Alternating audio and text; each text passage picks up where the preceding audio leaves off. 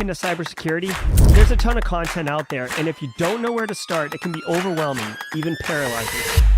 So let's fix that. Welcome to Simply Cyber, a community of tens of thousands of aspiring and active cybersecurity professionals focused on networking, knowledge sharing, and professional development. I'm Dr. Gerald Ozier, Chief Content Creator at Simply Cyber, inviting you to get the answers to your cybersecurity problems with hundreds of cybersecurity videos answering your frequently asked questions, interviewing industry experts, and live streaming daily cyber threat briefings hosted by me. Now get the stories and insights you won't find anywhere else.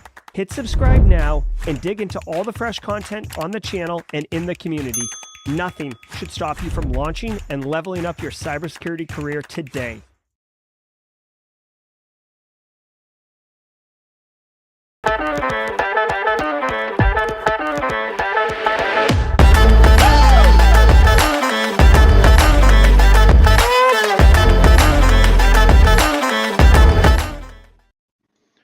Good morning, good afternoon, good evening, wherever in the world you are today. Today is June 29th, 2023, and I, Eric Taylor, CEO, guest host of the show, CEO of Barricade Cyber Solutions, and welcome you to episode 398 of the Simply Cyber Daily Cyber Threat Briefing, where we are going to go through the latest cybersecurity news and talk about the latest cybersecurity threats so you can incorporate it into your day-to-day activities and advance your knowledge and be able to be a better cybersecurity professional throughout the day and months to come. Before we dig into the show, I definitely want to introduce you to the sponsors. Of course, Barricade Cyber, we are Evergreen. The other Evergreen sponsor of Brandon Poole with Panoptcy Security. They do that quantified risk assessment. I was digging, we talked about it yesterday a little bit. Those who missed the show or didn't or missed the show, you missed quite some interesting situations yesterday. But I talked about going through and trying to assess your vendors and things of that nature. And we talked about Panoptcy security a little bit yesterday. And after the show, I started digging into Brandon Poole's LinkedIn. Now, unfortunately, I can't show it on here because he does have it as a private, but I was able to do some research. Brandon Poole has got a ton of, he actually worked for Red Canary. He's been a SANS instructor. Most of you folks in here love Black Hills Information Security. John Strand was a massive SANS instructor as well during his time. And, Brandon Poole, the owner and operator over there at Panoptcy Security, is much to the same credit. They're just working kind of in different spaces, right? So it's really cool to see, some of the accolades. So definitely go look up Brandon Poole on LinkedIn. We definitely have the Simply Cyber Community Challenge. So you should be on LinkedIn already, meeting with other folks inside of your local facet of cybersecurity, and even expanding that to other parts. If you're a red teamer and you want to learn more about blue team or the DFIR or whatever, threat intel, things of that nature. So definitely being able to expand your reach, learning from other people. But looking at Panoptcy Security, they definitely look like they're above the fold. They look like they are doing good work over there. So if you're looking for a company to truly come in and figure out where your holes are inside of your organization and get that true quantified risk assessment done on your organization, take a look at Panoptcy Security. They have the education, they have the chops, and I think they'll be a good thing for your organization to at least vet as you're going through that situation.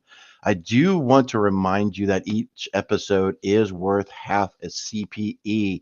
I was just actually doing my CPEs for SANS about 2 weeks ago, and there you say where you get your how you get your training, things of that nature. And I put community, and I put the Simply Cyber's daily threat briefing, and 3 hours later it got approved. So definitely mark, say hello in the chat. That way, if you are having to submit those CPEs, it is audible. You are able to stand on that and be able to go forward with that. If you are live, love it, love it, love it. Please say Team Live. We've already seen people already in here. We're seeing, uh, of course, Chat GPT, Cat GPT, Rodos, Steve, some other names that I don't want to butcher: Jonathan, Dan, John, Christopher. I see you. Welcome to the show. Glad to have you here. If you are catching up, you are late. You are Team Hybrid. Listening to me on 1.5 or 2, sounding really, really goofy. You are Team Hybrid. Happy to hear you, or happy to have you catching up to us. If you are a Team Replay, like I am a lot of times, catching this after hours, catching this after your morning debriefing, things of that nature. Hello, welcome to the show. Sorry we missed you on Team Live, but happy to have you here. And again, shout out to Team Audio. They are the quote unquote silent people that we never get to hear. Those folks that are on the audio podcast, we never get to introduce, but I do see you. We're happy that you're tuning in and enjoying the content of the day and leveling up as well. Um, with that, I think we will get fired off. We will hope for no more whammies.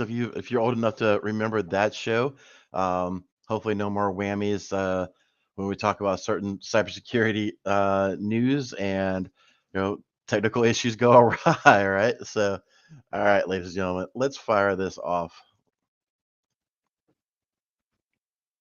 From the CISO series, it's Cybersecurity Headlines. It's Thursday, June 29th, 2023. Federal network devices fail CISA requirements. On June 13th, the Cybersecurity and Infrastructure Security Agency issued a directive requiring all federal civilian executive branch agencies to harden internet-exposed edge and remotely managed devices. As part of this, CISA gave agencies 2 weeks to remove management interfaces using network protocols. However, researchers at the security firm Census found that as of June 26th, it found roughly 250 hosts exposing network appliances with these protocols. These range from Cisco routers to firewalls from Fortinet and SonicWall. It also found multiple out-of-band remote server management devices and managed file transfer tools exposed online as well. First story in the day, and I'm already... Holy McCrap. All right, so CISA's been warning about this. We had several executive orders. We're having several initiatives. I always go ultra spicy on this one because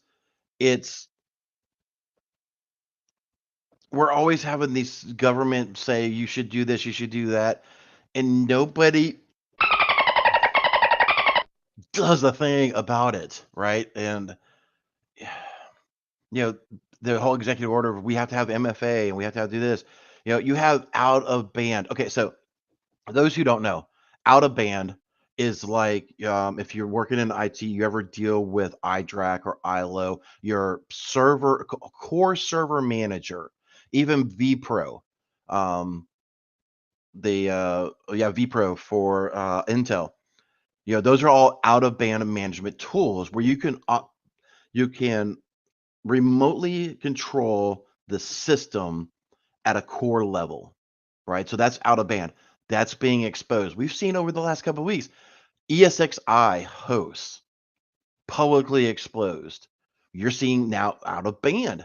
You're seeing iDRACs. You're seeing ILOs, maybe Intel vPros. You're seeing all these things that are being exposed to the internet. And these government entities are not following what they're supposed to do, right? Everybody's always asking, how do we make ourselves more secure? People actually do their own due diligence, right? There is there is a part in here, requires to remove internet from all management interfacing, including, FTP, SSH, Telnet, and others. There is a little caveat, right? So, well, I'll have to dig into this a little bit more after this show, but those who are definitely into networks and you're doing configurations of firewalls, things of that nature, I do know that an SSL VPN does publish a web page. Could this be potentially part of that? because they did mention in here sonic walls and some other Cisco's and some other firewall appliances. I do wonder, is that part of the SSL VPN? And you got to have that. You got to have that exposed, right? Otherwise, how are you going to do your SSL VPN handshakes, right? It's got to have an SSL server to be able to authenticate against. FTP, SSH, Telnet. Um, you know, there needs to be more insight on this one, right? I mean, it's if you ever been through like a PCI audit or gone through any sort of auditing body, and you got some people in there that are, you know, doing an assessment, a lot of times they will sit there and be like, oh, well, we see this, we see this, we see this. Now prove to us why you need this. These could be, this FTP, SSH, and Telnet servers, these could be straight up honeypots. We don't know.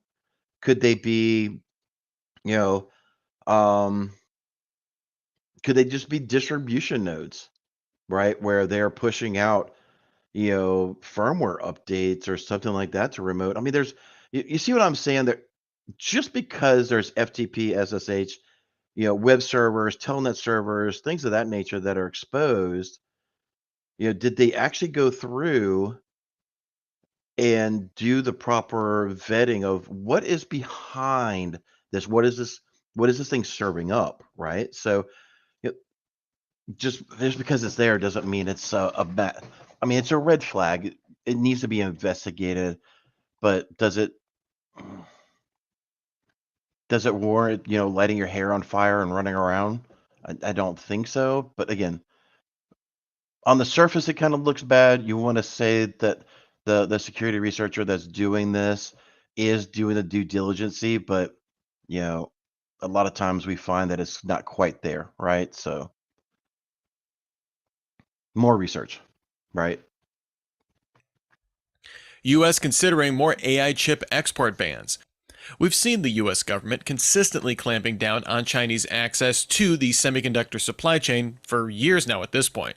Much of this focuses on limiting access to advanced chip-making tools, but access to accelerator chips for AI workloads also remains a focus. Now, the Wall Street Journal sources say the Biden administration began considering new restrictions on the latter. This could codify export control measures announced by the Commerce Department back in October, stopping shipments from NVIDIA and other chip makers as early as next month. NVIDIA already sells lower-spec AI accelerators specifically for the Chinese market. However, these new restrictions could ban the sale of those chips without a license. These new restrictions could also place limits on Chinese firms leasing cloud resources.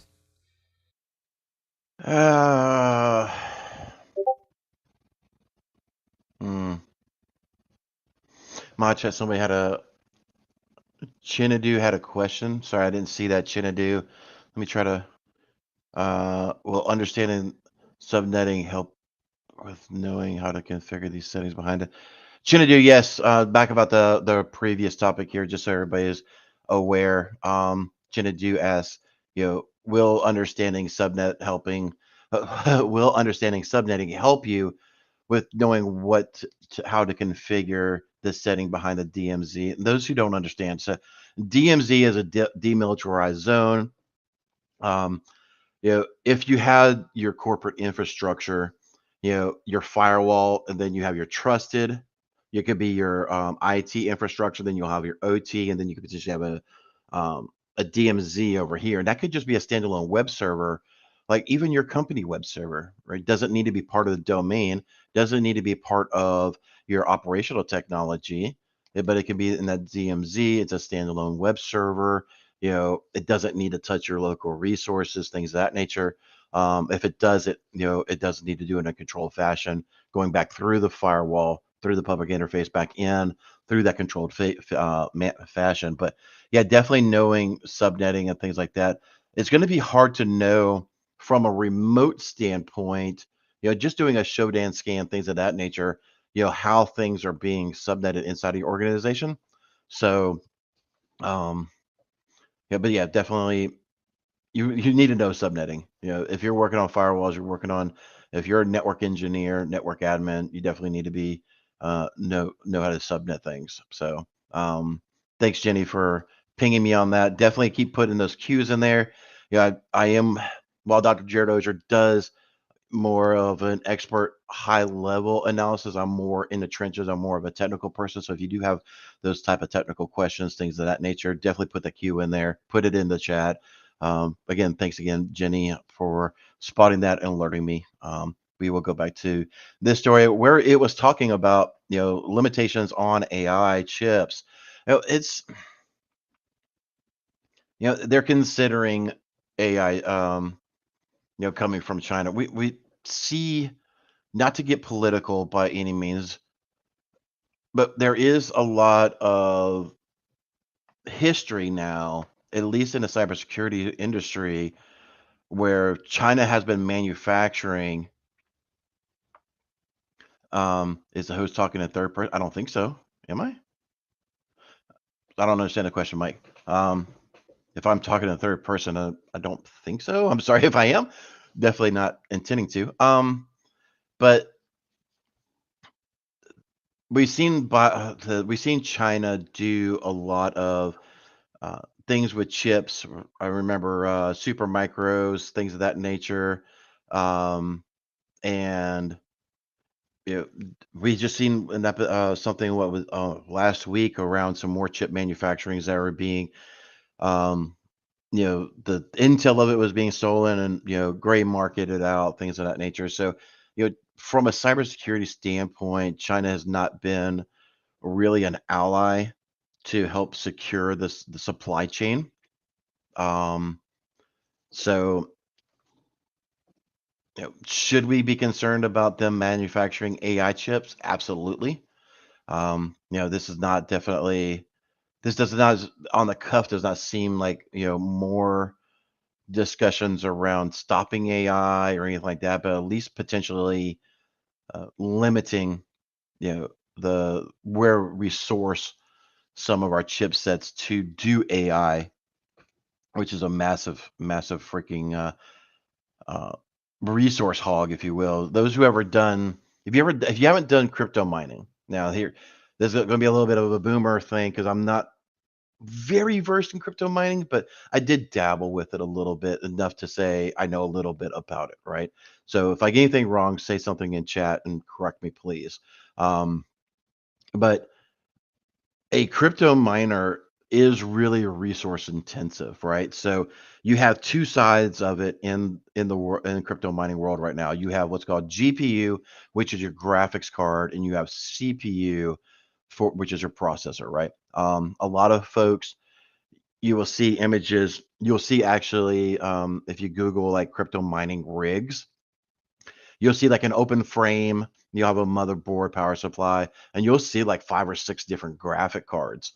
Um, and that's a mining rig, at least for a home environment, things of that nature. There's people who stand up sheds and do crazy ventilations and all that stuff, just doing a complete a whole mining setup. You can get really, really intense with it. Like I had 2 computers I just messed with, and messing with GPU and seeing how you tweak the settings, and you can get you get into what's called a mining pool. And anyway, I won't go too long down that rabbit hole, but when I started looking at, okay, you had the world of crypto mining. What does it take to stand up an AI mining rig? So if you want to take truly off grid, or not off grid, but off net, you want to have your own private AI, it takes a lot. Like some of these crazy setups you see in people's backyards, if you go, like I said, go on YouTube and start researching some of this stuff, um, then you can definitely see some of that stuff, right? But anyway, they're going a little long in the tooth, if you will. So I will get back to the story. It's definitely need to secure where we're getting some of our chips and things of that nature. The scope of the MOVEit vulnerability. According to an analysis by Brett Callow, a researcher at the security firm Emsasoft, the ransomware group Clop exploited a zero-day vulnerability in the MOVEit file transfer utility to breach at least 122 organizations. Based on breach disclosures and data published on Clop's leak site, Callow estimates this impacted 15 million people. Victims range from the BBC to British Airways, Siemens Electric, the Canadian province of Nova Scotia, New York City's Department of Education, and the U.S. Department of Energy. Organizations saw the first sign of MOVEit exploitation back on May 27th. MOVEit provider Progress patched the vulnerability within 4 days, but a lag in applying the update continues to expose organizations. Yeah, those who were on the show yesterday, I did mention this a little bit. I wondered how soon it would be before we start seeing just how widespread of an issue this MOVEit vulnerability was. I was not privy or really knew about the MOVEit software by any means, and to be able to see that roughly 15 million people or organizations had been impacted by this is much bigger than I ever anticipated. Holy moly. Um, but it is true. We do see, if you go on Shodan now, you can actually see there's still vulnerable MOVEit servers that are out there. So there's a lot of folks that are out there doing, doing the good work, trying to, notify people if they're able to take that IP address or that server and tie it back to an organization, and trying to say, hey, have you been an ostrich lately? Head in the sand. You definitely have a major vulnerability over here.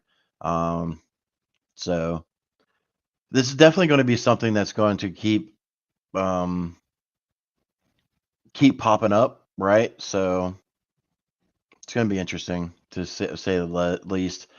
Um, just expect some massive fallout, on these organizations and stuff like that, especially those who are not, uh, patching in a timely fashion.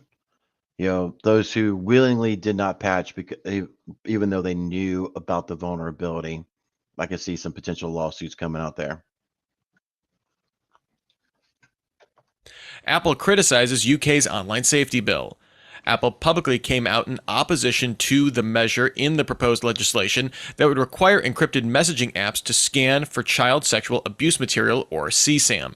It urged the UK government to protect strong encryption, citing its use by journalists, human rights activists, diplomats, and ordinary citizens. Makers of other encrypted messaging apps, including Meta and Signal, also opposed the bill on these grounds. Signal indicated it would leave the UK market rather than comply earlier this year. The BBC sources say legislators may change some of the language mandating scanning messages in the bill, but it's unclear what these changes could look like. Yeah, ladies,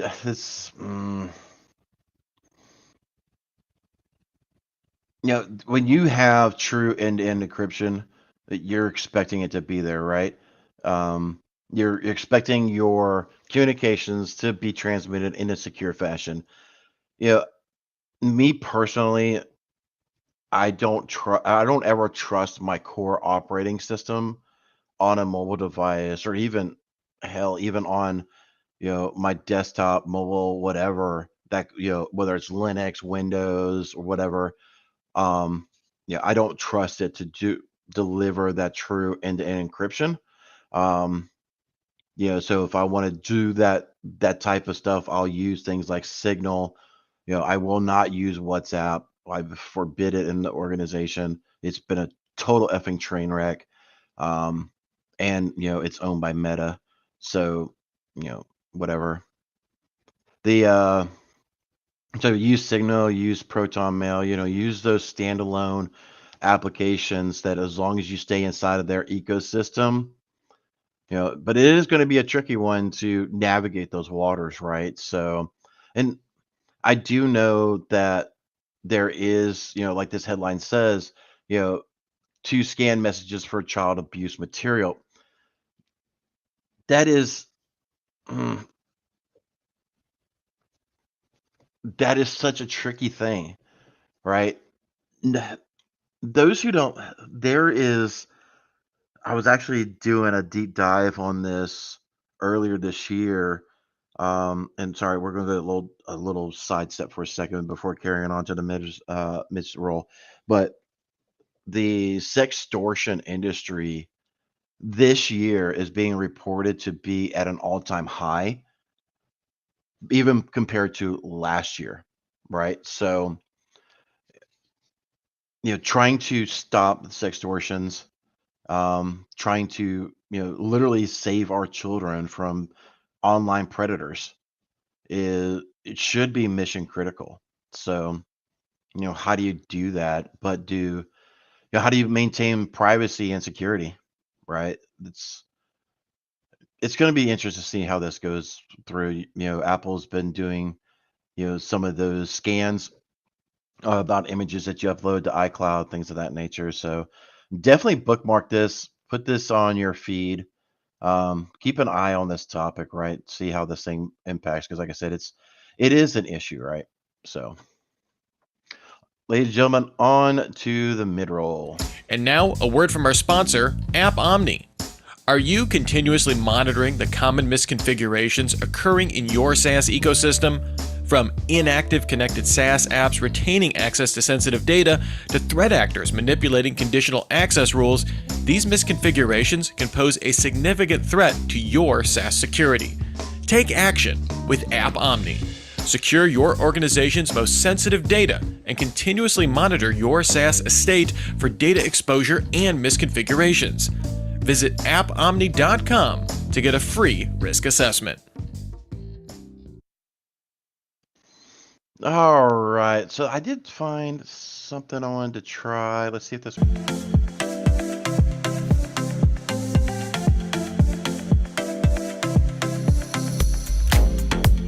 Royalty-free techno summertime music on the internet. So hopefully you can hear that. Hopefully that's enjoyable. But this is the part of the show where we do talk about the Simply Cyber Community Challenge. It does sound a little high, so I'm turning that down just a little bit. Let me know how that audio sounds now that I adjusted that a little bit. And this is a part of the show where we want you to go through and meet other people. Like I said before, be on LinkedIn, be connected. Yesterday it was Bill Presley's day. He did do 2 posts where he had to. The thread was too long. He had to make 2 posts. So hats off to Billy for going through the extra step. Making sure he got everything put in. He is into bug bounty. He does the try hacking. I will put his link in the chat there. So definitely go check out Bill Presley. Bill, if you are in the chat, please say what's up and please pass the baton to someone else, where we want to hear about your entry and your journey into the cybersecurity space, and try to better yourself and let other people hear about your story. It really does help other new people coming in. It does help other people relate to your story, like, hey, me too, type of thing, right? So it's always good to see those things. So mods, please let me know if Billy has piped up and said he is. I'm hearing lower the music. So here we go. And let me know if Billy is in the chat and if he has passed the baton. If not, we may be able to pick up a volunteer. So if Billy is not in the chat and you're willing to do if you're willing to talk about your story, but please remember that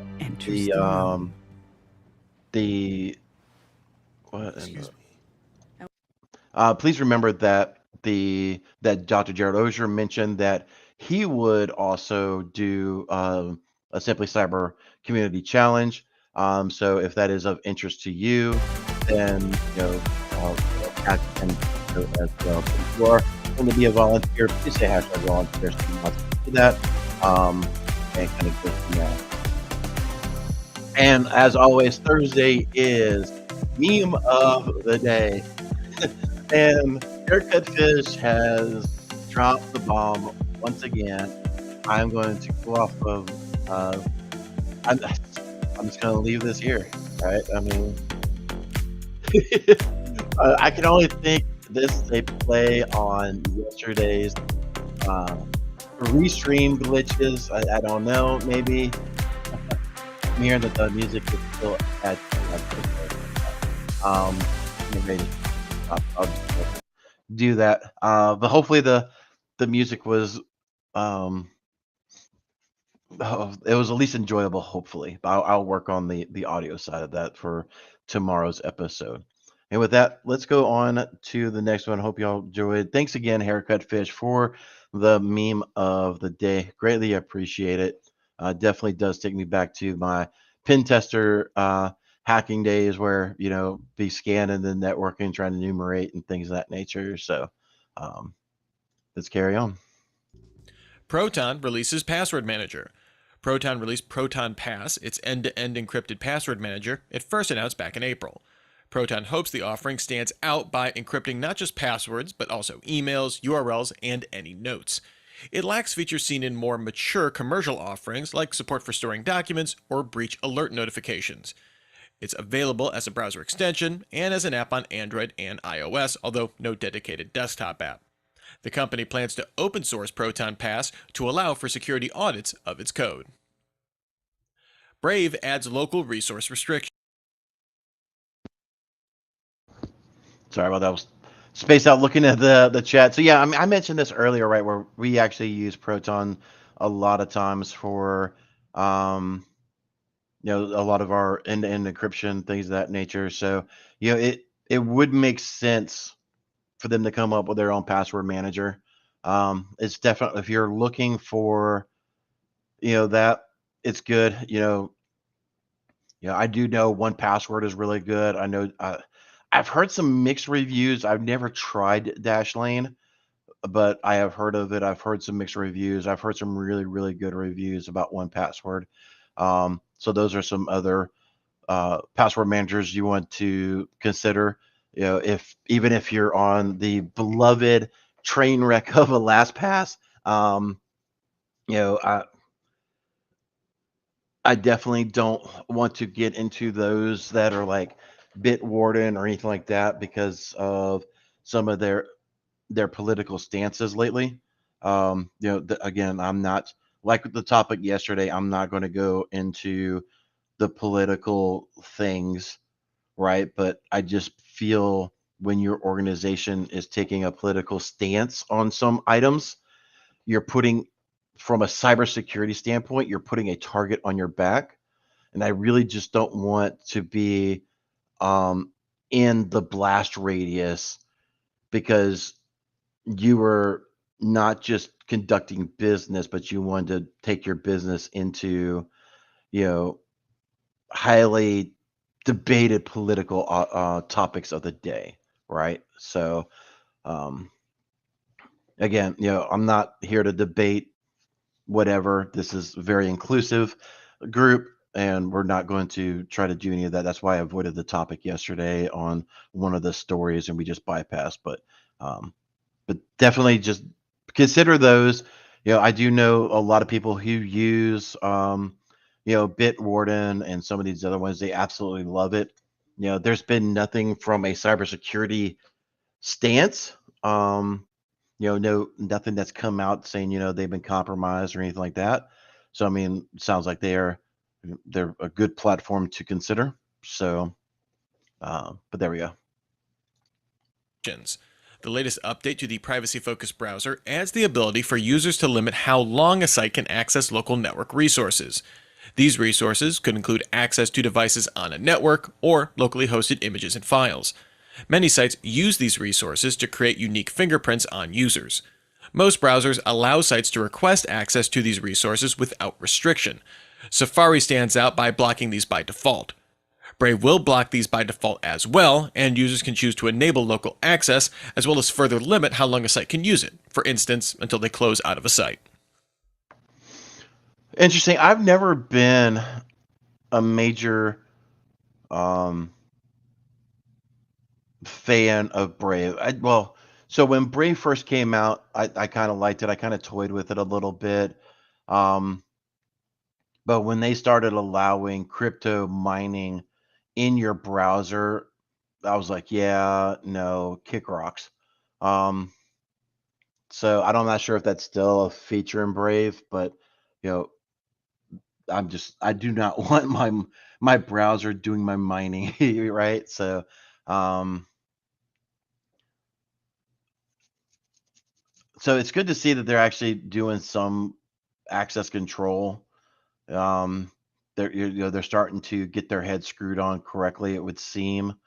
So maybe they're changing the tide. Maybe they're trying to get more more security focused and things like that, and they can be able to win the hearts and minds of the cybersecurity community.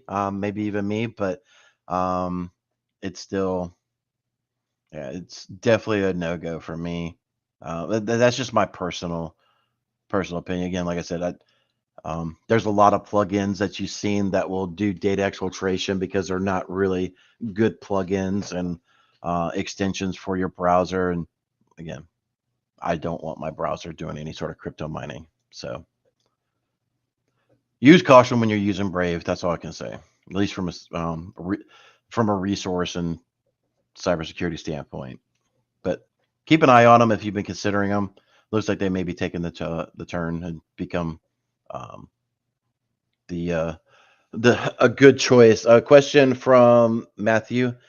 Eric, what is your browser choice? To be honest, this may alarm a lot of people, but I use Edge.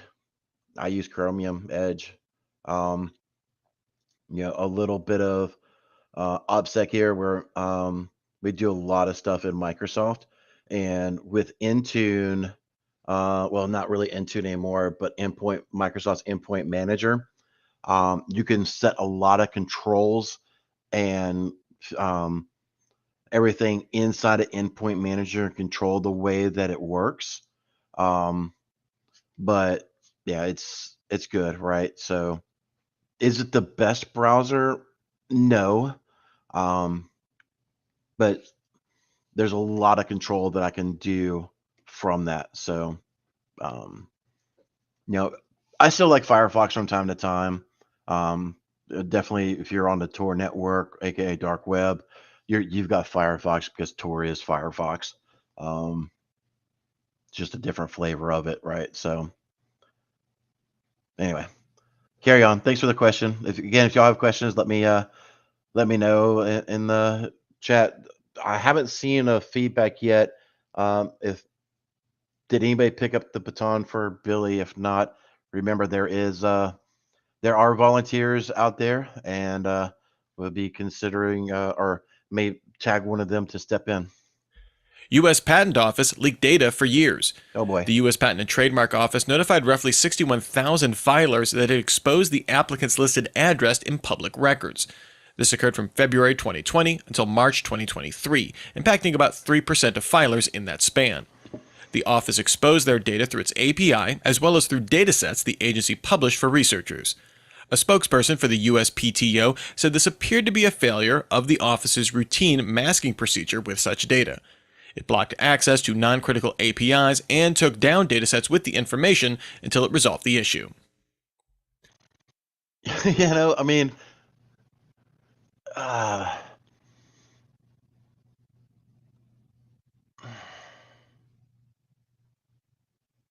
don't know how to properly tackle this without lighting my hair on fire. And it's not so okay. This goes back to my previous comment where we have the existing standing executive orders to secure your infrastructure. When's the last time they've actually gone through a quantified risk assessment? When's the last time they've gone through a penetration test? When's the last time that anybody's really fuzzed any of their stuff?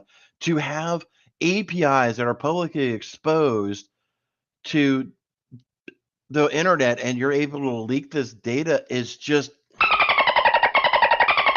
stupid, right? You're not policing your own house, right? You're not doing your own police work. You're not looking internally, right? It's how do we secure our own country? We start looking at ourselves, ladies and gentlemen. I mean, come on. This is just bad. This is just bad. And we just keep seeing stories like this week in and week out. All right. So get another 6 months to a year of potential credit monitoring or something, I guess, for all the information you leaked for filing a patent. Good grief. The pain of the password game. Developer Neil Agrawal released a web-based text app called The Password Game. New players are met with a blank text box, prompted to please choose a password. Entering text reveals an increasingly Byzantine set of conditions the password must contain, including classics like a special character or a capital letter, but quickly getting much more esoteric. In an interview with Ars Technica, Agrawal said he was spurred to make the game after being told by a site that his password was too long. Password is too long. Oh my gosh. One of the so reading this just so they made a making a password an actual game. Um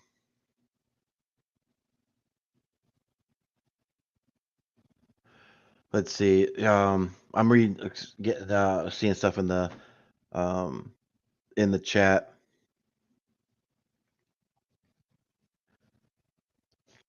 So they made a game out of making a password. I mean, that's kind of cool a little bit, right? I mean, you're gamifying your being able to make up passwords. I mean, there is two mentalities in passwords, right? You have password managers generating random passwords for you, and then you have passphrases, something that you're going to remember, like logging into your computer, into your phone and your laptop, things of that nature, right? Um, so we'll talk about one other, but so having a phrase that you can remember that is complex is kind of hard to do. So maybe making having this password game, helping you do that. Yeah, I can see that. I don't like the idea, on this image for sorry, team audio that's not able to see this, but there's a thing here that says your password must include one of our sponsors. Yeah, no, kick rocks. Um, the the other thing of, a password too long sounds like a database issue. Um, where the tables are not able to store or it doesn't maybe the hash here's a little bit of my non-knowledge, right? So this is where some of the stuff that I'm gaping at when it comes to like password hashes, things of that nature. I'm not very adversed. I mean, I kind of know the different algorithms and stuff, but um, I am curious for those who are smarter than am on this. When it comes to like password hashes and different hashing algorithms, are some of the hashes not able to take a number of after past a certain number of characters, and maybe that's what the problem is, or is it potentially like a database issue that can't store certain characters because maybe the formatting of the tables or something like that? It'd be interesting. I do know there's a lot of folks are trying to migrate to using spaces as part of their passwords, like I space love space you type of, that kind of thing. Because you're interjecting complexity into the password that's not part of a dictionary attack. Now, not a lot of a lot of tools are taking dictionary entries and interjecting, spaces in there as part of his attack routine now. Um, and you're able to make some servers do really, really weird stuff with that. But anyway, I digress. But yeah, I mean, it's crazy. But um, I do like the idea of helping people create more secure passwords. I do not like the idea that you're forcing people to potentially use, um, you know, including sponsors. You're right. I mean, don't want Starbucks coffee or Pepsi or Shell as part of my password, right? Um, anyway. I hope y'all, ladies and gentlemen, enjoyed today's show. That is a wrap. Thank you so much, ladies and gentlemen, for tuning in. I do greatly appreciate it. Thanks again to Dr. Gerald Ozier for allowing me to be a part of today's show and being able to guest host for him. as a closing note, we do have an issue with the community challenge. It does not look like we've had somebody pick this thing up. So I will take the initiative, and I will do it behind the scenes. But Dr. Gerald Ozier has not done done a Simply Cyber Community Challenge. So I personally will tag Dr. Gerald Ozier in this and see him, break away from his vacation, because he did say he would do it if asked. So we'll ask him to do that. We'll love to hear his story. He does do a lot of teaching. He does a lot of educational stuff. We would like to see how he got into the industry and things of that nature. Outside of this, maybe he can talk about what he does to stay current, right?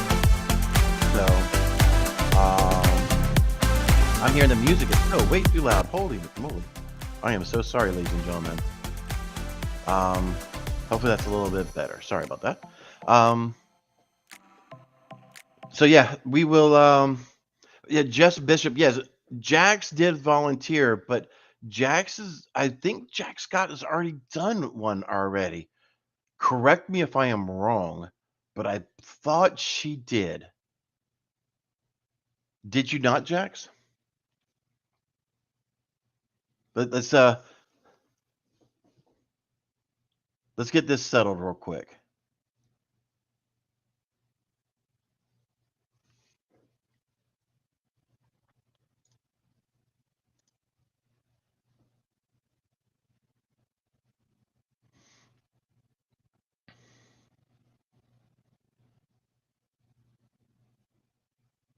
Jax, I don't know the rules. I don't know the rules.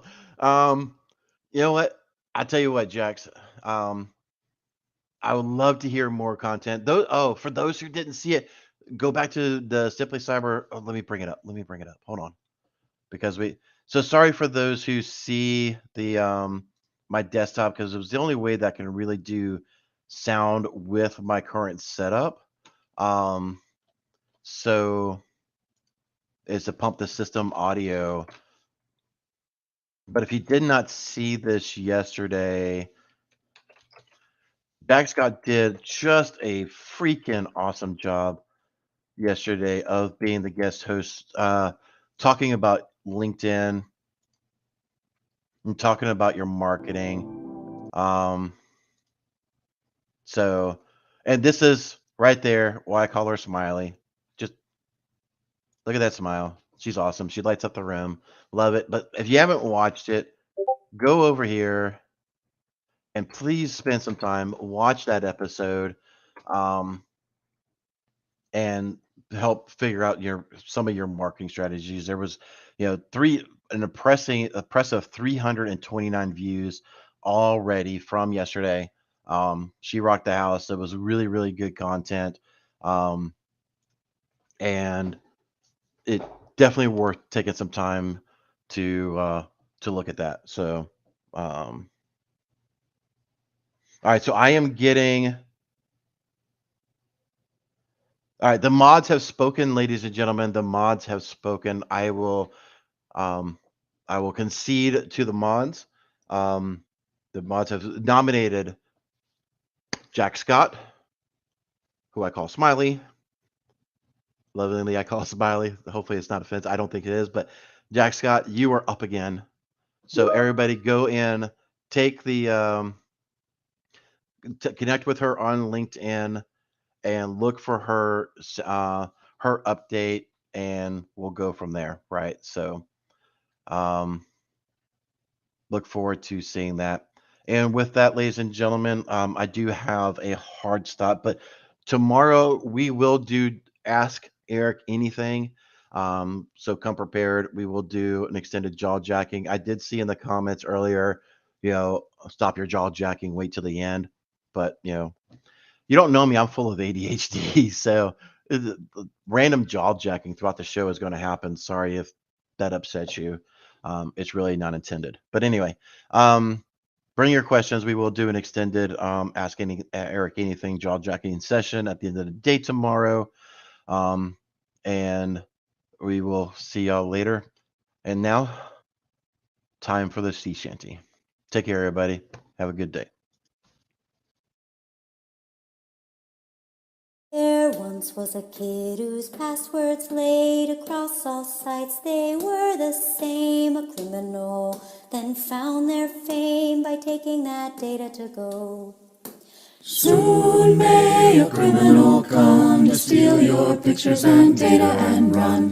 One day when the crime is done, they'll steal your account and go.